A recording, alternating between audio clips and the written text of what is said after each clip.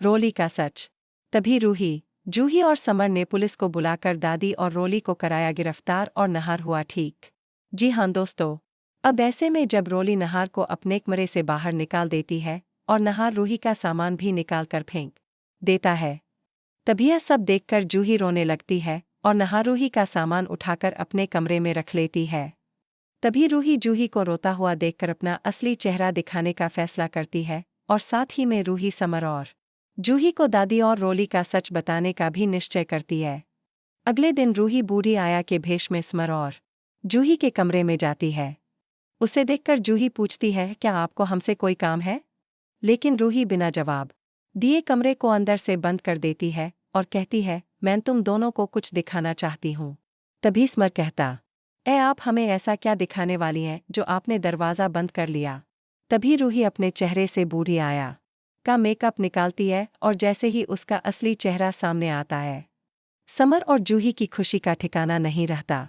जूही भागकर रूही को गले लगा लेती है और फूट फूट कर रोते हुए कहती है, रूही तू मैं छोड़कर कहाँ चली गई थी? नहार जीजू तेरे जाने के गम में सदमे में चले गए हैं, अब तू ही नहार जी को ठीक कर सकती है। तभी जूही पूछती, लेकिन तेरा और नहार जी का एक्सीडेंट कैसे हुआ था और तू बची कैसे? रूही गहरी सांस लेकर कहती है, मैं नहार जी को दादी रोली और छोटी मम्मी का सच बताने फिस जा रही थी, तभी रोली ने मेरी कार की ब्रेक फेल कर दी और हमारा एक्सीडेंट हो गया। पुलिस को नहार जी बेहोश मिले लेकिन मैं वहां से गायब थी। कुछ बस्ती वालों ने मुझे बचाया और इलाज करवाया।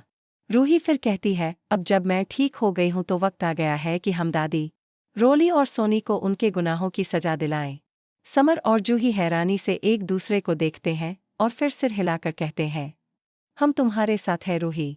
तभी रूही, समर और जूही मिलकर एक प्लान बनाते हैं ताकि दादी रोली और सोनी को उनके किए की सजा मिल सके। तीनों हर वक्त सतर्क रहते हैं और दादी रोली की हर हरकत पर नजर रखते हैं। जब जब भी दादी रोली या सोनी आपस में गुप्त बातें करती हैं, जूही छुपकर उनकी रिकॉर्डिंग करने लगती है। एक दिन रोली और सोनी किसी पुराने राज के बारे में बात करती हैं कि कैसे उन्होंने रूही को रास्ते से हटाया और एक्सीडेंट करवाया। जूही वह सब रिकॉर्ड कर लेती है। समर इन सबूतों को इकट्ठा करके एक फोल्डर बनाता है। रूही कहती है, अब बस और नहीं, अब इन सबका अंत होगा। तीनों पुलिस को फोन करते हैं और सारा मामला बताते हैं। जैसे ही पुलिस घर आती है, रोली की आंखें फटी कीफटी रह जाती हैं।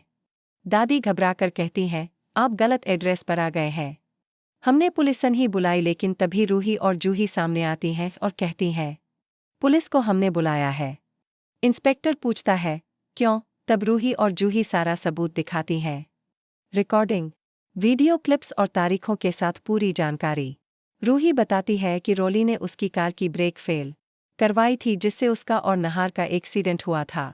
इंस्पेक्टर सख्त लहजे में कहता है, इतने पक्के सबूतों के बाद किसी को छोड़ना अपराध होगा। तभी रोली रोते हुए रूही के पैरों में गिरती है और कहती है, मुझे माफ कर दो दीदी। लेकिन रूही सख्ती से कहती है, जिसने मेरा घर तोड़ा उसे माफ नहीं कर सकती। पुलिस रोली को हथकड़ी लगाकर गिरफ्तार कर ले जाती है। इस पूरे घटनाक्रम को देखकर नहार की हालत सुधरने लगती है। रूही को देखकर उसमें नई जान आ जाती है और वह पूरी तरह से ठीक हो जाता है। नहार गुस्से में दादी और सोनी की तरफ देखता और कहता है, तुम दोनों ने जो किया उसके बाद इस घर में तुम्हारे लिए कोई जगह नहीं है। वह दोनों को धक्के मारकर घर से बाहर निकाल देता है। अब जब सारी सच्चाई सामने आ जाती है तो नहार, रूही और समर जूही एक बार फिर एक हो जाते हैं। लेकिन कहानी अभी खत्म नहीं हुई है। रूही की आंखों में अब भी इंतजार है अपने बेटे रूहान के लिए। लेकिन अब जल्द ही अग्नि का भी खेल खत्म होने वाला है, क्योंकि रूही और जूही को अग्नि के बारे में पता चल जाएगा।